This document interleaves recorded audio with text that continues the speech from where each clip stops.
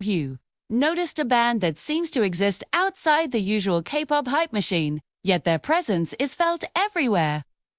That's the Rose, and right now, they're quietly reclaiming the global spotlight in a way that's completely their own, while the mainstream news is all about award shows and chart battles.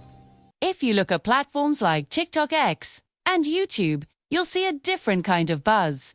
Fans are diving back into the Rose's discography, rediscovering the raw, emotional power of their music.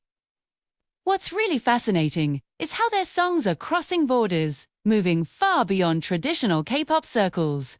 Industry insiders are taking note, highlighting the Rose as a rare group that doesn't just create songs. They craft entire stories.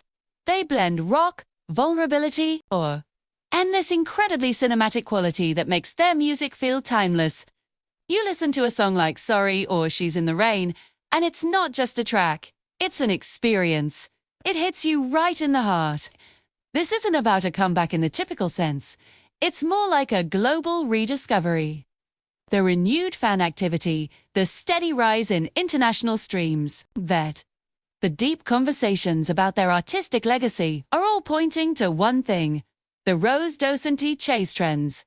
They have this unique ability to return to the forefront whenever the world needs their kind of authentic, emotional music. And it feels like that moment is happening right now. Their journey has been anything but conventional. From their busking days to navigating complex industry challenges, their story is one of resilience and dedication to their art.